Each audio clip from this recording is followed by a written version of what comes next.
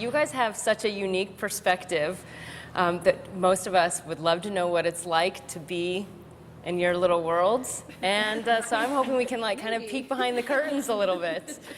For starters, are all 4 of your husbands safely into the Indy 500? Yes. Relatively low drama for all of you. Yeah. But what is this month like? It's awesome. It's stressful. It's like a bittersweet feeling, I think. Yeah. It's like so fun in one breath, because I get excited that I'm going to get running into you guys for a whole 2 weeks.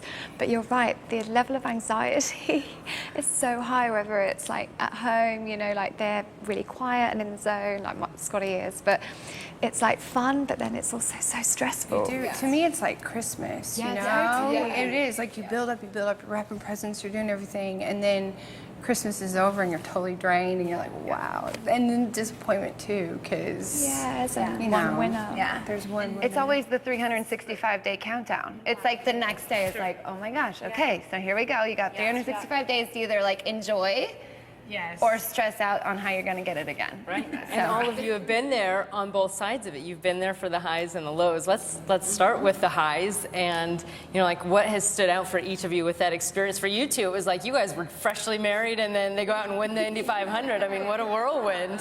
What do you remember most about that day? It was amazing. It was amazing. I jokingly, but maybe not really joking, have said that, that was the best day of my life. And I have children. I obviously married this man. There was a lot of other really great moments if you think about it. And even with us being lucky enough to, me and Scott just got married that year and then he won, it was nice to kind of get it done. But then when other people won it, just to know the beautiful experience that you go through. I was so happy when these girls got that moment too. Once you got a taste of it, and again, that's why you want to win it again. You're so hungry to do it again because it's the most surreal moment of your life. And I feel when you win it, you kind of go into that day feeling like it's going to come as well. I felt like Scott was going to win that day. Oh yeah, I knew it for sure. I that day. did too. Yeah. You I did. So Becky, you could feel it. Yeah, I knew from qualifying. He qualified 19th, and I was still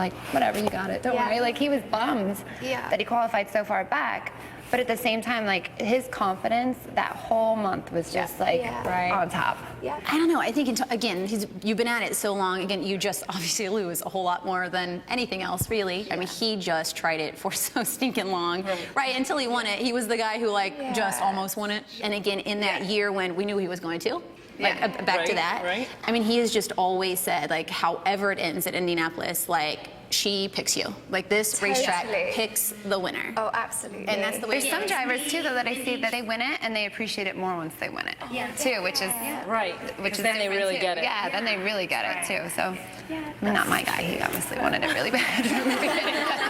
I'm just saying from the outside perspective, looking in, it looked like some people that have won. Or Will, who had hands down the best celebration of all time. The best video call of all time. To see his emotion and know how much, we all feel the same way, how much they put into it. We're with them the most. So, his reaction. And it's really funny when they keep playing that. Yeah. It's gold. It's TV gold. I could is. watch it a million times. And we will play it a million times to make sure.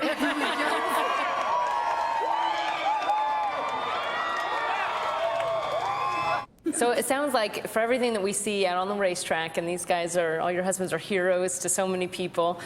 I'm sure they're just, everyday type of guys, dads, husbands back home. What can you think of that would maybe surprise people to know about your husbands, their personalities, what they're like when they get away from the racetrack? We have a karaoke machine in our kitchen. Ooh, in the kitchen. Serenaded every night. And Bo rocks out. Daddy. First of all, I'm coming over. Oh, we get Ice Cube and Bob Marley. He's a riot. Maybe that's surprising if you don't know him very well, but he is a riot. So I don't think that's that shocking. Wait, so Will does everything from ice, so he can rap to... Well, he thinks he can rap, and he would actually... I shouldn't. You should. You should. He's totally gonna kill me. He signed up for an online YouTube singing lesson. Do they sing into the screen. My daughters love that. This is the best ever. Oh my God, you just made my whole week. Will's gonna kill me. Oh my gosh. I always think it's shocking how I think it's shocking that other people think it's shocking because it's really not. I'm sure all the guys are super great dads. But truly, if Tony is home, he really, that sounds so cheesy, but sincerely, like he makes such an excellent point at just being super dad. I mean, he is so hands-on.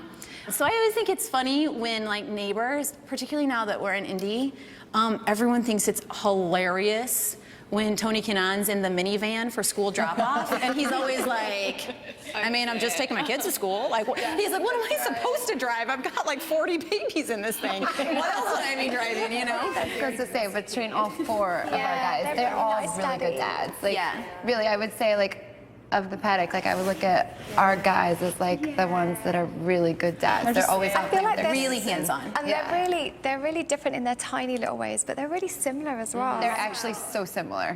All your husbands have some nicknames. I just want to get quick thoughts on what you guys think of their nicknames, what they do, because we've got now Iron Man, Iceman, Captain America, and Slick Willie P. Oh, there you go. I was like, with the karaoke machine in the kitchen. It does. Are these accurate, or are these? Oh yeah. Yeah. Completely. My boys, like, they have the Captain America pajamas, underpants, you name it. It's like, Daddy is the superhero in our house, for sure. And it is even with Scott, like away from the track, like when you were talking about something that people wouldn't know about him, he's actually really funny, and like, but at the track he's so serious, and it's really hard to rattle him when it comes to racing. Sure. So I think that Iceman suits that. Iron Man. I mean, that guy's just been, nothing can stop your man. He's I a would say, beast. depending on which application of that you mean, whether it's like his consecutive starts record, which he's super proud of. That's he's been doing this a long time. Or I think it certainly applies if it's meaning like because he actually does Ironmans and the training and keeping himself in shape when he's the oldest guy out there, which he loves to talk about. You can imagine. But I mean, for him, it's kind of just like, what's the big deal? And then I asked, so I was like double checking with Lee Diffie, and I'm like, the only thing I've ever heard for Will is Slick Willie P. Which is really funny because I don't see Will as slick. You know? I just think it should be his rapper name. I know. Well, because DJ Willie P is what they've called him, and I can see that because like he's really into music, and at home he gets into that. But the slick, I'm like, I don't think Not buying He's not so slick. He's not so slick. He's great, but I wouldn't say slick. All right, so it's the men that are out there driving 230 odd miles per hour, but watching you guys, sometimes I think the nerves, Liz, yes, I'm looking at you, get the best of you. By the way, your dentist must hate you, the way that you chew on those plastic bottles. What's really funny about that, so I get all of Will's Instagram and social media, and I do all this stuff for his website. And he gets so many emails, and after a race, and they're like, I'm a dental hygienist, or I'm a dentist, and I'm really concerned about your teeth. I actually, this is gonna sound really crazy. So I save all of the water bottles now, like we've marked them. It's kind of a joke. I have a bag of them. And so Will like cleared a shelf down, because like in his man cave for his trophies and stuff, and so he has a special section for the Borg, and he's got the milk bottle that still has the dried milk, and then it's got my water bottle right next to it. That's right, I worked hard during the race too. Like, it's but the nerves. We used to go looking for like four-leaf clovers, me and the girls, when we'd take the dogs for a walk during the whole of May, and we always we'd find one just before race weekend, and Scott would actually stick it to the inside of his car. Yeah, so that's something that we always do as a fun thing with the kids, not to take too seriously, but like we'll spend an afternoon just sitting in the park and looking for a four-leaf. We do the same, but we look for ladybugs. Oh, you do? Supposedly they bring good luck. Well, with the joys of victory come the agony of defeat. I have to imagine that it's like the near wins that don't, or when you know that they through. have like the best car. Right. And something happened. And then That's the worst. Last year. But honestly, I mean, I believe it. I mean, you know, that was another one of his years, but, you know, a tire puncture. It wasn't even mechanical. The same with the crash year. Yes, the He crash. was like, I haven't had a car this good since 2012. And Scott was like, he was just settling in. He was just messing with the car, went back to 7th, and then the crash happened. And he said he hasn't had a car that good, you know, in a long, long time. And just those things happen. And Right. Yeah. But for you in that moment, because speaking of crashes, I mean, what's it like watching that? I mean, what goes through your mind? And You're just praying, but you just want to see them get out. Yeah. And like Scott said, even though he knew he'd done something quite serious to his leg, he knew that everybody just wanted to see him out of the tub. So in that moment, like, you're just like looking for that sign of out of the tub. And he got out really quickly, so that moment was over quite quickly for us, luckily. So I can never get used to the crashes. No, you just don't. You just can't. That's one part of it. I'm like, I love every other aspect, but that's the one I'm like, I could do without that. no kidding. Yeah. All right, so are any of you sensing anything this month? Anyone picking up on I anything? think we Oh my all gosh. feel it though, because I think that we're so sucked in to this. It's our chance again. Yeah. And then we get spat out on Sunday, and it wasn't our day, but it's okay. Well, and I think too, I know because we're fresh coming off of it from last year, you really, you know, Will really wants it again, you know, and you know that feeling. You want that feeling again too.